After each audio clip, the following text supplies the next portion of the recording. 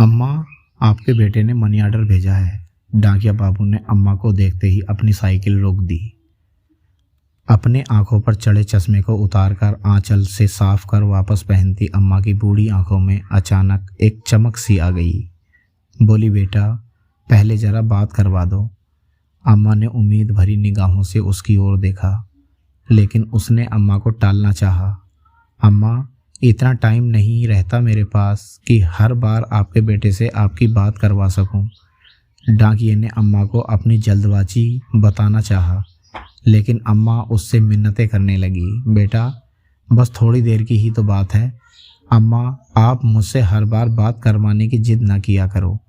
यह कहते हुए वह डाकिया रुपए अम्मा के हाथ में रखने से पहले अपने मोबाइल पर कोई नंबर डायल करने लगा। लो अम्मा, बात कर लो, लेकिन ज़्यादा बात मत करना, पैसे कटते हैं। उसने अपना मोबाइल अम्मा के हाथ में थमा दिया। उसके हाथ में मोबाइल लेकर फ़ोन पर बेटे से हालचाल लेती अम्मा मिनट भर बात कर ही संतुष्ट हो गई। उनके झुर्रीदार चेहरे पर मुस्कान छा गई।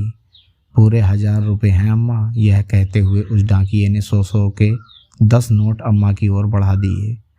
रुपए हाथ में लेकर गिनती करती अम्मा ने उसे ठहरने का इशारा किया। अब क्या हुआ अम्मा?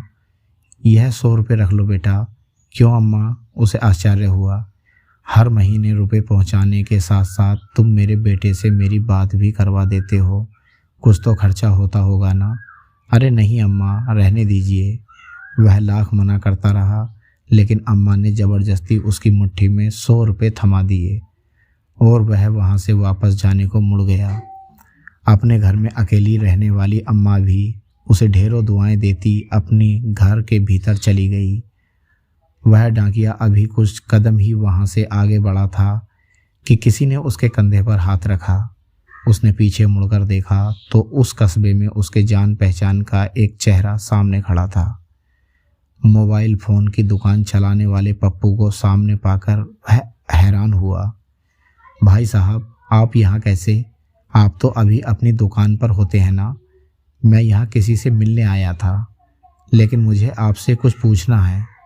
पप्पू की निगाहें उस डाकिये के चेहरे पर टिक गईं। जी पूछिए भाई साहब। भाई, आप हर महीने ऐसा क्यों करते हैं? मैंने क्या किया है भाई साहब? पप्पू की सवालिया निगाहों का सामना करता वह डाकिया थोड़ा घबरा गया।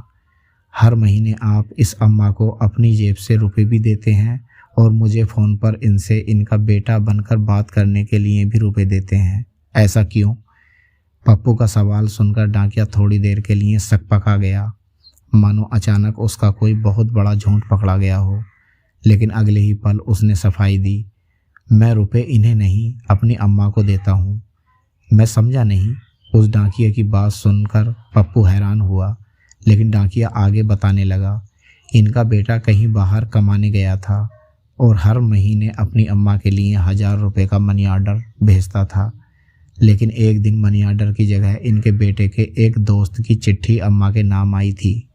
उस डाकिये की बात सुनते ही पप्पू को जिज्ञासा हुई। कैसी चिट्ठी? क्या लिखा था उस चिट्ठी में? उस चिट्ठी में लिखा था, संक्रमण की वजह से उनके बेटे की जान चली गई, अब वह नहीं रहा। फिर क्या हुआ भाई?